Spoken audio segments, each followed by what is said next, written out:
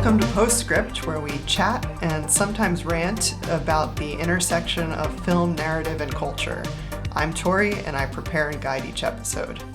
Hi, I'm David, and I don't know what we're talking about, but I will share my opinion anyway. In this season, we're going through the highest grossing, most popular, and most mainstream movies that came out throughout the Great Recession that focus on the economy, class, wealth, poverty, employment, and we're seeing if perceptions changed during that time, and if so, what they changed into. Last episode, we were in 2008, while the crisis was happening, talking about Slumdog Millionaire, and this episode, we're moving forward into 2009. Okay, so continuing on with the timeline here. 2009 saw the majority of the layoffs. Unemployment was increasing basically everywhere in the world. In the US and Europe, it hit around 10% at this time. Legislation was passed by many different countries with a mix of approaches, some of which included bank bailouts and tax cuts in the name of stimulating growth, which drew criticism from the left. Some European countries, Greece in particular, headed toward default, which sparked additional controversy in the EU. This is the situation when the movie Up in the Air is released in late 2009. In early 2010, it's nominated for 6 of the biggest Oscars, including Best Picture, Director, and Adapted Screenplay. So the other 3 movies we've talked about so far in this season were all in the top 15 highest grossing movies worldwide. I've been looking at that ranking for this. This is number 38, so it's like a little bit less popular, but still huge if it's number 38 worldwide. Yeah, because it always felt like an indie movie to me. It's, a drama about conversations about everyday life and not, an action movie or a fantasy or anything like that. Has way more of an indie-like feel. I'm going to have us watch at least 1, maybe 2 trailers. There were 2 trailers of Up in the Air. Now, this is going to be a little difficult, so stay with me. How much does your life weigh? Imagine for a second that you're carrying a backpack. Now, I want you to pack it with all the stuff that you have in your life. You start with the little things, the things on shelves and in drawers, the knickknacks. You start adding larger stuff, clothes, tabletop appliances, lamps, your TV. Backpack should be getting pretty heavy now. You go bigger. Your couch, your car, your home. I want you to stuff it all into that backpack. Now, I want you to fill it with people. Start with casual acquaintances, friends of friends, folks around the office. And then you move into the people that you trust with your most intimate secrets. Brothers, your sisters, your children, your parents, and finally your husband, your wife, boyfriend, your girlfriend. You get them into that backpack. Feel the weight of that bag. Make no mistake, your relationships are the heaviest components in your life. All those negotiations and arguments and secrets and compromises. The slower we move, the faster we die. Make no mistake, moving is living. Some animals were meant to carry each other, to live symbiotically over a lifetime. Star-crossed lovers, monogamous swans. We are not swans. We're sharks.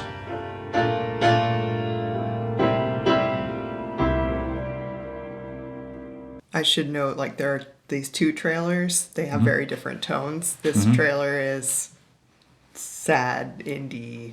Yeah. I'll show you the poster as well. Just kind of a picture of him standing isolated. On either side of him are the 2 other female characters, but you can't see them. They're all in silhouette. They're in an airport. It's very sort of moody and showing isolation. And the tagline is, "The story of a man ready to make a connection." Just the point is, the tone is different than some of the other movies we've seen so far. I mean, you saw the trailer for Slumdog Millionaire. Really different tone than that, obviously. It's not a feel-good movie. That's not what it's showing. It's not, meant to be hopeful or inspiring in the way that those movies are. It's like, it's funny, but it's also like kind of snarky, witty, it's smart. It just has a very raw and realist point of view. It's also reflective and vulnerable. And it does seem to be offering some kind of insight. That's not clear what that is. So, quick summary. Our main character is a middle-aged American man named Ryan, played by George Clooney. Ryan's job is to fire people. Companies hire the agency Ryan works for when they want to do layoffs, and he does the dirty work for them. He says, I work for another company that lends me out to pussies like Steve's boss who don't have the balls to sack their own employees. His job allows him to constantly be on planes flying between different cities. He loves this because he embraces a lifestyle of extreme detachment. He even does basically like these TED Talks, essentially, motivational speeches, against committed relationships and possessions. His lifestyle makes him uniquely qualified to handle the brutality of his job because it allows him to stay emotionally detached. As the movie progresses, he's tempted by love, human connection, and commitment. He ultimately remains an ethereal resident of the skies, almost as though he has no other choice. It's just who he is. So, the main reason we're talking about this movie is that it does tackle the recession very directly. We're going to watch a couple of scenes. In the scene, we're just seeing talking heads of the employees, like just a very plain stationary camera facing them, and no other action in the shot, just them at like a table when they're getting laid off. This is what I get in return for 30 years of service for my company, and they send some yo-yo like you in here to try to tell me that I'm out of a job. They should be telling you you're out of a job. You have a lot of gall coming in here and firing your #1 producer, and then you're gonna go home tomorrow and make more money than you've ever made in your life, and I'm gonna go home without a paycheck. Fuck you. I guess you leave me dumbfounded. I don't know where this is coming from. How am I supposed to go back as a man and explain this to my wife that I lost my job? On a stress level, I've heard that losing a job is like a death in the family. But personally, I feel more like the people I worked with were my family and I died. I can't afford to be unemployed. I have a house payment. I have children.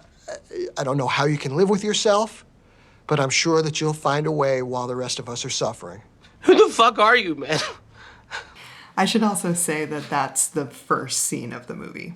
Very first out of the gate scene. Mm-hmm. So yeah, I remember noticing this the very first time when I watched this movie, when it came out, that Zach Galifianakis' performance is so much weaker than the extras before him speaking to the camera. It almost makes you feel like, oh, is this a documentary and now we just switched to the actor? Yeah, he's more theatrical than them. Yeah. Everyone else is actually quite intense. Then Mr. Hangover, it's just really funny. Yeah. Okay, so here's another scene like that.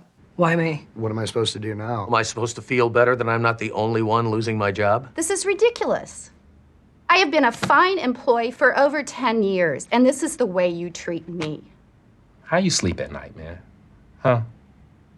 How's your family? They sleeping well at night? Electricity still on? Heat still on? Refrigerator full of food? Gas tank full of gas? Going Chuck E. Cheese this weekend or something? Not me. No, my kids, we're not gonna do anything. Another interesting observation about this thing is how many of them are actually pissed at George Clooney for losing their job instead of being pissed at the company. Yeah. And that's probably the reason why the company hires somebody to do this job to begin with. And this movie and these scenes making it kind of obvious that, if a lot of people are in a crappy situation, they're going to blame each other. Yeah. I also noticed like a big contrast to how this plays today, I think, is that, in this movie, it seems like a lot of the people are saying like, I've been at this job for decades And I'm really shocked that this is happening. Whereas today, we've kind of become so used to layoffs. People almost anticipate and plan to be laid off. So that part was like one way that it's tackling the recession is like those talking heads montage things. And then another thing is just that they point out that the economy is having a positive effect on Ryan's company that he works for. His boss says, retailers are down 20%. Auto industry is in the dump. Housing market doesn't have a heartbeat. It is one of the worst times on record for America. This is our moment. So the main message of the movie that they ultimately kind of come to is that, these things of like love, connection, attachment, devotion, they make you vulnerable to pain, loss, and stress. But they're worth it because, he says, life's better with company. And that's kind of the ultimate message of the movie, which is interesting. It's kind of more about that than about critiquing other things. Mm-hmm. Mm-hmm. Ryan's sister is going to get married, and the groom gets cold feet at the wedding. And Ryan goes to have a heart-to-heart with him to try to convince him to go through with the marriage. And yeah, when he sits down with him, he says, Life's better with company. Everybody needs a co-pilot. It's sort of interesting because they're showing the talking heads of these employees getting laid off, and they're showing like the loss and vulnerability of having love and connection and having people dependent on you and then losing your job. And that's where it's challenging the idea of love and connection. But in the subplot with the sister's fiance, it's more about like he's contemplating like meaninglessness of his life. Well, last night I was just kind of like laying in bed and I couldn't get to sleep. So I started thinking about the wedding and the ceremony and about how we're buying a house and moving in together and having a kid and then having another kid and then Christmas and Thanksgiving and spring break and going to football games, and then all of a sudden they're graduating, they're getting jobs, and they're getting married, and, I'm a grandparent, and then I'm retired, I'm losing my hair, I'm getting fat, and then the next thing you know, I'm dead. And I'm just like, I can't stop from thinking, what's the point? I mean, what is the point? And to me, that's like more of a very 90s criticism. Mm-hmm. Or at least a pre-recession criticism. It also could be read that the movie is changing that paradigm. I think it's kind of caught in the middle of the two. Like Mm-hmm. one subplot is saying one thing, is saying that very kind of 90s view. Mm-hmm. Like, it's soulless. The 9-to-5 job, we talked about this in the other episode. The 9-to-5 job is soulless and, alienating and makes you feel like you're not really living and stuff like that, which is not really a very recession problem. That's more like a middle class problem. Yeah. And then the talking heads are like, no, people depend on me and I can't feed them. Yeah. We look back at those movies and it seems kind of ridiculous that was portrayed as the problem. But what upsetting to me is that no, that criticism is valid. It's also valid. It's very, very valid. It's just our situation got so much worse that we don't even care anymore. Yeah. Yeah. Like we wish that remember how shitty life was in the 90s? I wish we still have that. Yeah. At the end, the last block of talking heads that we see, it's more about the realization that even though it's a really hard time, the relationships will get them through it, and they made the choices and the commitments they made for a reason. So we'll watch that. Well, I don't have a lot of hope, and I really don't know when it's going to get better. There's a lot of people unemployed, and I really don't know when there's going to be light at the end of the tunnel. I can't find much to talk about. Talking about being proud. I'm proud of my kids. I think the anger comes from the fact that I just wasn't needed anymore. I would say, without my friends and my family, I wouldn't have made it. It would have been a lot tougher if I would have had to make it on my own. When I wake up in the morning and I look over and I see my wife, that gives me the sense of purpose. It's not all about the money. Money can keep you warm, pays your heating bills, can buy you a blanket, but it's not as doesn't keep you as warm as when my husband holds me. Let me get up, let me get out, let me find something. So my kids are my purpose, my family. Okay, so that was message number 1. Message number 2 is that this idea that companies are becoming like too cold and heartless in the way that they act towards their employees. They're treating people more like numbers than like people. Like, it doesn't focus on the system at all, really. Yeah, I think this movie is, it's more of a conversation starter than some kind of answer that it gives you. And like, they didn't actually really know what caused the recession yet at this point. Like, it wasn't public knowledge exactly what led to it, and that will come out later. Interesting. I wonder if that was a little more like that in the US. Maybe. Because I don't remember this delay. That's, an interesting point. So this is, overall the movie's kind of just a giant metaphor, but this aspect of it, it's a little bit clunky. Like, his sort of like special skill with what he does is that or at least this is what the movie's trying to get across, that his approach is more human, that he has like more appreciation for the craft of laying people off in a way that's like gentle and hopeful while not being patronizing. What we do here is brutal, and it does leave people devastated, but there is a dignity to the way I do it. There's also this, you probably remember this because they say it in the movie like 20 times. There's this one phrase that they keep using when they lay people off. It's... Well, anybody who ever built an empire or changed the world sat where you are right now. And it's because they sat there they were able to do it. That's the truth. It's already a strange, uncomfortable tone that your goal is to build an empire. Like, or change the world. Or change the world. Changing the world is different because that can be positive, even though it could be negative. Yeah. Hitler changed the world forever. And he built an empire. So, it's... but it could be positive, It could be, and I think most typically when people talk about changing the world, they're thinking about world peace or like do something with the climate crisis or something like that. But the empire, I don't see the positive context of that.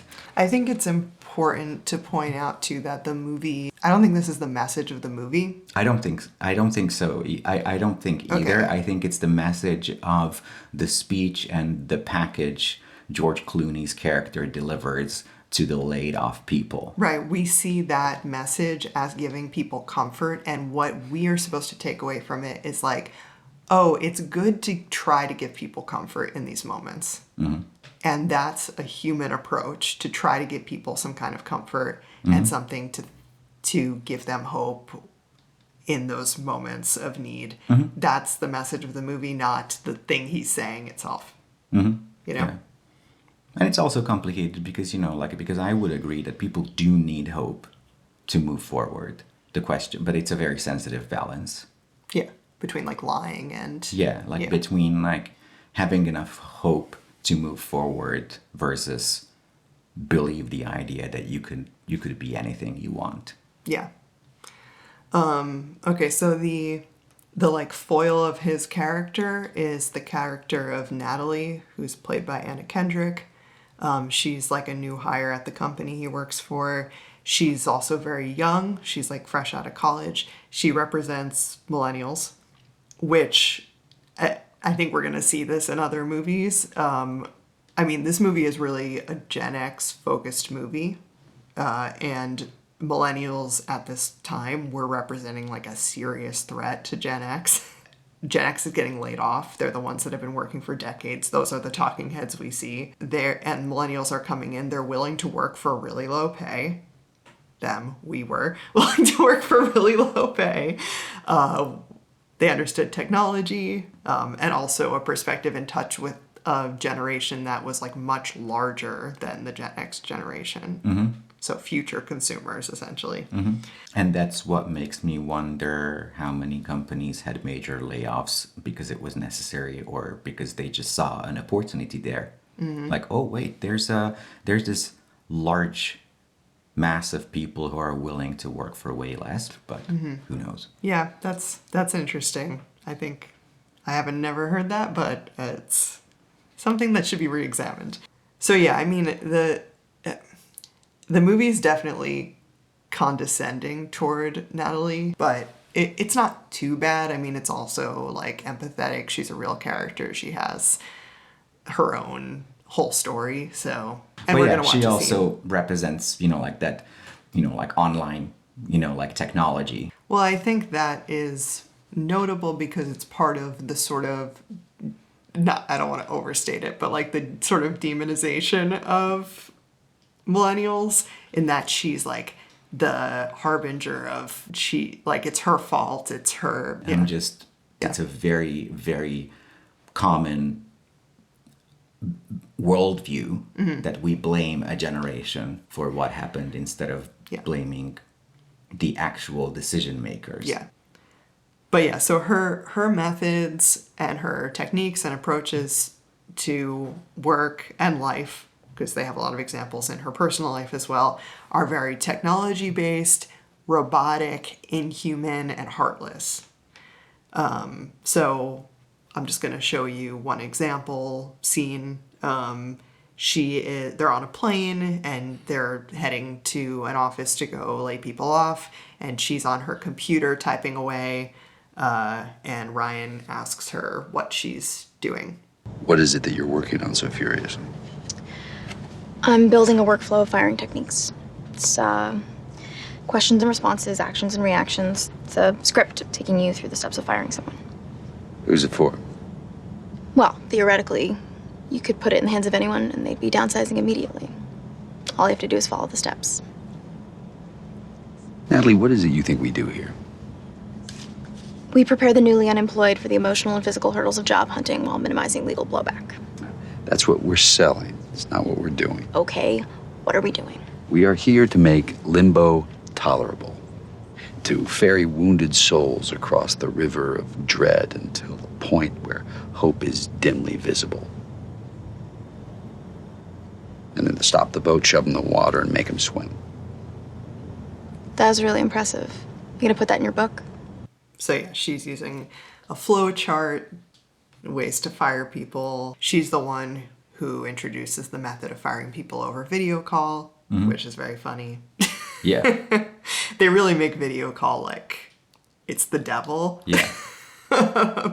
She also quantifies her ideal husband's characteristics. White collar, college grad. Loves dogs, likes funny movies. 6'1", brown hair, kind eyes. Works in finance, but is outdoorsy, on the weekends. I always imagined he'd have a single syllable name, like Matt or John or Dave. In a perfect world, he drives a 4Runner, and the only thing he loves more than me is his golden lab. Yeah, wow. It's an amazing description. Mm-hmm. And then she kind of gets like a taste of her own medicine when her boyfriend breaks up with her over text message. He broke up with you over text message? It's kind of like firing someone over the internet.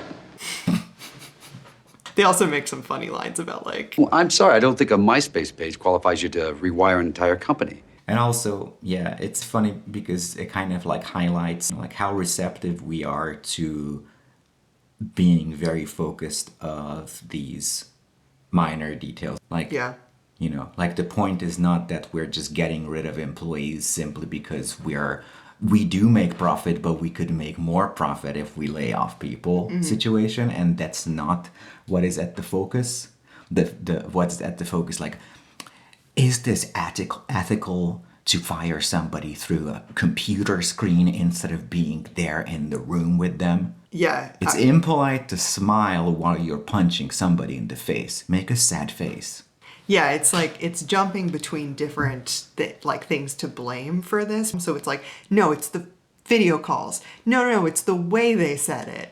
It's that sentence that really was the problem. Like, oh, you can kind of see how they can't really put their finger on what's wrong, So yeah, there's this juxtaposition between Ryan's method and Natalie's method, and Ryan is meant to have like the more human related, he's able to relate to people and help them keep their dignity. One example is that like a woman that Natalie fires goes and kills herself. It's probably the most intense part of the movie. She ends up leaving the job because of it. And I just wanted to watch this scene, which is just I think a really good Sorry, just before we do that, it's funny because, slightly later, when we started to have more conversations and far more stereotypes about millennials, like what is stereotypical about the millennial generation is exactly this, that they or we would focus on those ethical little details instead of addressing the core of the problem. It's kind of the opposite. Yeah, millennials brought the ping pong tables to the office. Yeah. So come on. And that didn't work either, so... Okay, we're going to watch the scene with actor J.K. Simmons. What do you suggest I tell them? Perhaps you're underestimating the positive effect that your career transition can have on your children. The positive effect? I make about 90 grand a year now. Unemployment is what, $250 a week? Is that one of your positive effects? Well, we'll get to be cozier because I'm not going to be able to pay my mortgage on my house, so maybe we can move into a nice fucking one-bedroom apartment somewhere. And I guess without benefits, I'll be able to hold my daughter as she, suffers from her asthma that I won't be able to afford the medication for. Well, tests have shown that children under moderate trauma have a tendency to apply themselves academically as a method of coping. Go fuck yourself. That's what my kids will think. Your children's admiration is important to you? Yeah, it was. Well, I doubt they ever admired you, Bob. Hey, asshole, aren't you supposed to be consoling me? I'm not a shrink, Bob. I'm a wake-up call. You know why kids love athletes? I don't know, because they screw lingerie models. No, that's why we love athletes. Kids love athletes because they follow their dreams. Well, I can't dunk. No, but you can cook. What are you talking about? Your resume says that you minored in French culinary arts. Most students, they're working the fryer at KFC, but you bust tables at Il Picatore to support yourself. And then you get out of college, and you come and you work here. How much did they first pay you to give up on your dreams? 27 grand a year. And when were you going to stop and come back and do what makes you happy? Good question. I see guys who work at the same company for their entire lives, guys exactly like you. They clock in, they clock out, and they never have a moment of happiness. You have an opportunity here, Bob. This is a rebirth. Now, if not for you, do it for your children. The look on J.K. Simmons' face changes. He looks accepting. I wouldn't say happy or hopeful necessarily, but he looks comforted and he's accepting what's happening and maybe even reconsidering the perspective. That's the scene that I found. I mean, I don't want to say problematic because it's the character's point of view, not necessarily the movie's point of view. Right, I agree with that. The movie is obviously saying his way of doing this is better and more not better but like more hopeful for people. And my question is it really? No, because first of all, the dude is old, so his odds are even worse. And as I remember, it's about you have to start a new business 5 times, and it's probably the 5th that it's actually going to be successful. You would have to have enough capital that you fail a business multiple times before you actually become successful. Mm-hmm. And it's even part, almost like a religious thing at the Bay Area, that failure is just a stepping stone for your next ideas and next business. But having to, like, affording a failure and then restart is a huge luxury. Having the capital just to start your first business is already a privilege that most people don't have. So this guy is like, like, what is the suggestion here? Like, start your, become a chef with no experience. Clearly not an option for this old guy.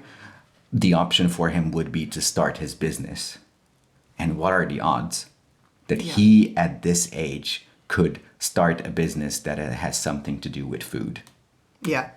I was also kind of thinking about this, and I was wondering if I could tie it in, but I'm actually not sure, about like the stages of grief, like the classical stages of grief. Yeah. I would put Slumdog Millionaire in the category of denial, Mm-hmm. and then I would put Up in the Air in the next stage, which is anger. Mm-hmm. Yeah. And maybe still a little bit of denial, like somewhere in the middle. I think it's a little bit more of the denial than anger. Like we're sliding into anger now. Yeah. Yeah, but I'm wondering if we have any movie examples that are just representing anger. I think we will. Yeah. I can't wait. Because, that's one message of, from the 70s movie, The Network. What? I want Americans to be pissed. Oh, yeah. That's something I actually do believe in. They would need a little more anger and Yeah. less hope.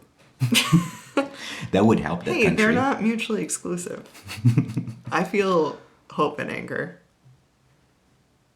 simultaneously. Yeah, but hope happens after the anger. You can't replace anger with hope. I disagree. I'm feeling them both very strongly. Okay, so we're moving on to the reception of it and just like some final thoughts on the movie. Mm-hmm. So overall, it got really great reviews. People praised it for dealing with serious issues head on. It actually got a lot of praise for that. But also like being like breezy and witty and entertaining, but mostly people thought it was And doing it well. I agree with that. I think it's pretty impressive how much relevant criticism this movie has been able to deliver in an entertaining way. Yeah. And also something I also would like to point out that the movie is visually pretty cool as well. Mm-hmm. The cinematography is really good. The transitioning moments and the way it portrays traveling with this aerial shots are really nice. Yeah, yeah. So yeah, 3 things I think it's doing for people at this time. One is that like it's directly addressing something that's happening in their lives in a very head-on way, but also doing it very empathetically. It's really centering the voices of people they probably felt heard, you know. Yeah, because that type of scene comes back multiple times when people just like talking to the camera. Mhm. People who just got to know that they're losing their job. So it's not just a struggle of the characters of our movie, but it's actually a reality out there. Yeah, that's a really good point, and that's very different from the other movies we've seen so far. Another thing it does is it does offer perspective and comfort. That idea of like, you went through this for a reason that's worth it because life is better with company. It makes me think a lot of people were thinking about leaving their families, like especially men, because at that point, at least, like they were the main providers. Like, I think that this is a very subconscious, I think, part of the movie, but I think it's basically saying to men or breadwinners, providers out there, you know, because they're under all this stress and they have all this people dependent on them. A lot of people were probably thinking of just like leaving their families, like abandoning their families completely, and like because they had all this pressure on them to provide. And this movie is basically giving them a reason, either leave their families or kill themselves. And this movie is basically like giving them a reason to go on by being like, I know it feels like a lot of pressure right now that you've got a house to pay for, a car, your kids, all this stuff. But like, you made this choice for a reason, and that reason is worth it. So I think that is the tie-in. But then it's addressing the thing that the talking heads of the laid off employees are saying, but then it does it through this subplot with this guy who's not being affected by the recession. So it's a little bit, it's mixed a little bit. Yeah, definitely. And then I think the third thing it's doing for people is it's kind of giving them something to blame, which is this idea of, if they hadn't fired me that way with those words. But I think that this is giving people sort of an artificial, superficial thing to blame. Like it just, like I really find this false idea of a corporation is making either ethical or unethical decisions ever. Yeah. Because, ethics are just not part of the process. And whenever it's being portrayed that a corporation is doing the ethical thing, they do it solely for PR purposes. Not because they actually care. We never started businesses, and we don't have corporations to do anything with justice and social issues. It's not part of their agenda. Yeah. Okay, so moving on to comparing this to the other films. So far we have The Devil Wears Prada, The Pursuit of Happiness, which happened before the recession, then Slumdog Millionaire, which basically happened during, and then this is the first one we're getting basically after people have kind of digested it. Anything you want to point out about comparing this to the other three films? I think the tone difference between this movie and the previous ones are a lot bigger than I remembered. Yeah. Like, I think the switch is huge, even though this movie seems more like a transitioning piece.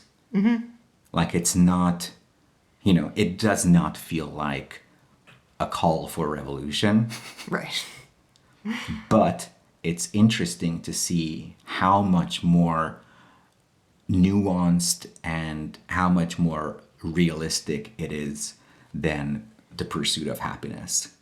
And I should say, like, I'm not manipulating the data to try to get this results. Like, I'm picking movies that are like about these subjects from like the top 50 worldwide. So yeah, I agree with you that Up in the Air is definitely the outlier here, and it's quite shocking how big the difference is. I mean, one thing is that one major difference is like, it's not instructions for how to win at life like the other ones are. Like, we've got the other ones like, be true to yourself, follow your dreams, believe in yourself, work hard, have faith, and then good things will happen. You'll win $1 million, you'll make $1 million, whatever. Yeah, because it's like it's offering perspective and comfort, but it's not prescriptive about it. And, just the way it portrays success. Whenever this movie talks about success, or whenever this movie talks about what's worth to live for, it focuses on human interaction. Yes. And surround yourself with people you love, versus seeing a rich dude on Wall Street with a sports car and you think about like, ooh, what job you have so you can afford a Ferrari. Maybe it could be a lot more critical towards how capitalism works, but at least it's far less materialistic. It's also like, it does kind of mock out those like, just have grit kind of when Anna Kendrick's character says, children under moderate trauma have a tendency to apply themselves academically. And he says, go fuck yourself. Which is the appropriate response. Yeah. So it's mocking out that idea a little bit too. Yeah. That's the idea that just failed in front of our eyes. So You stop now. Now is the moment when you stop that bullshit. Yeah, yeah. And, but yeah, like as we said, all 4 movies so far are still uncritical of capitalism, the system, or of like even specific people or like specific people that may have caused this problem. But yeah, I also wanted to point out like one way that Up in the Air is similar to The Pursuit of Happiness and Slumdog Millionaire in this idea of love being expressed with money.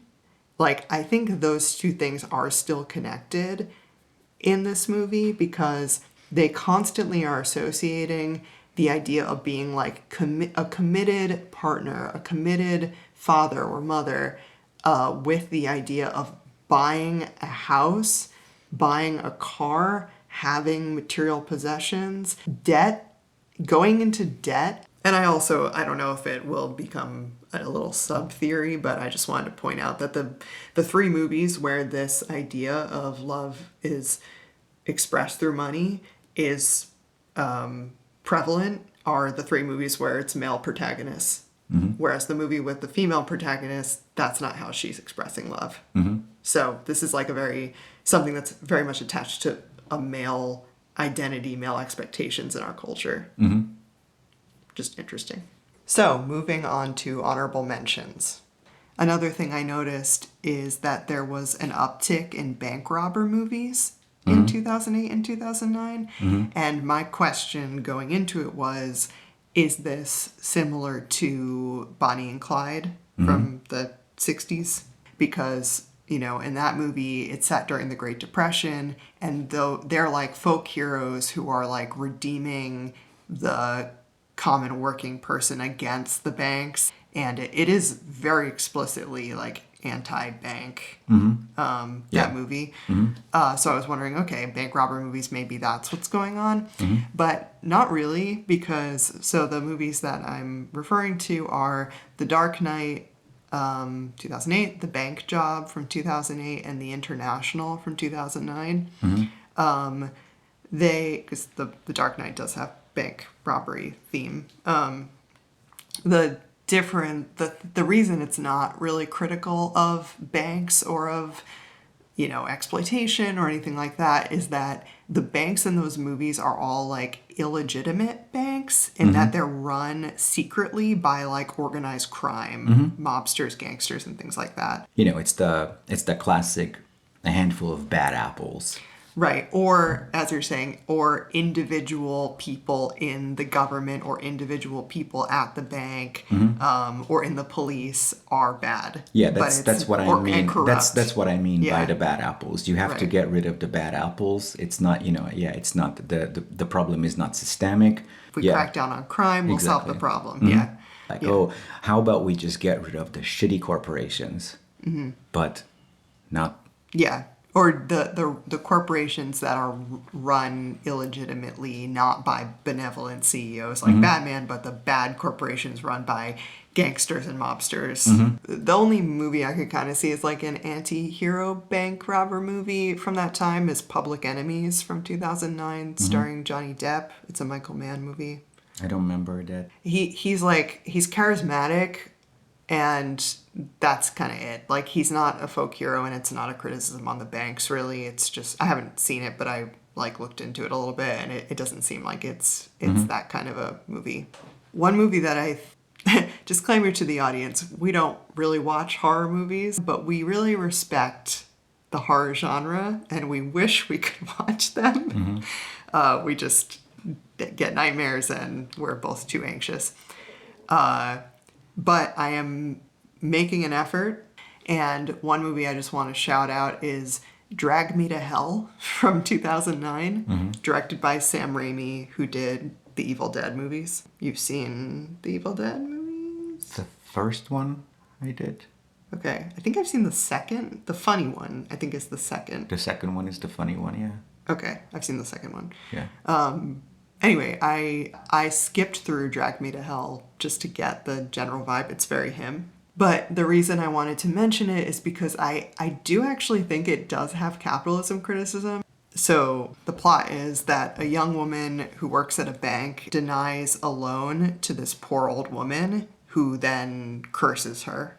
So she does make a choice to deny the loan to the woman whose house is about to be taken away. So it's a very recession theme. The reason that it seems like capitalism criticism to me is that we do see the social pressure from her job and from her boyfriend's parents to, like, that she should be more aggressive, more competitive, more assertive, more successful, and all that kind of thing. And that's what drives her to do it.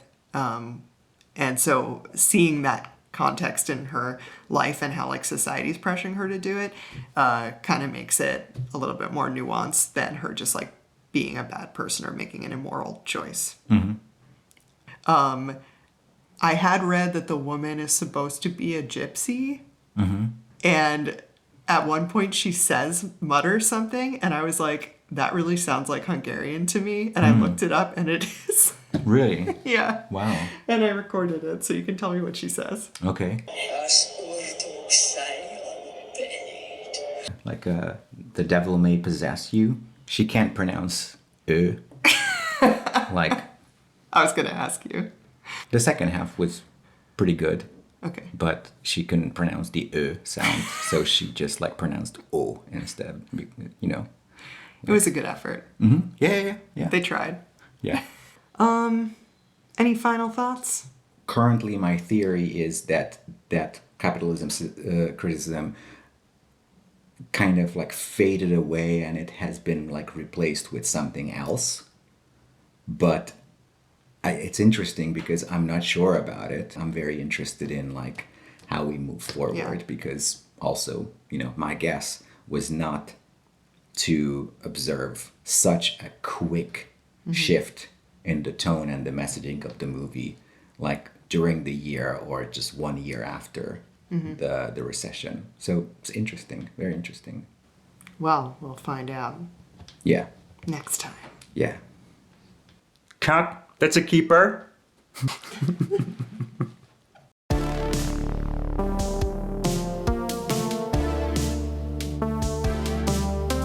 Thanks for listening to Postscript.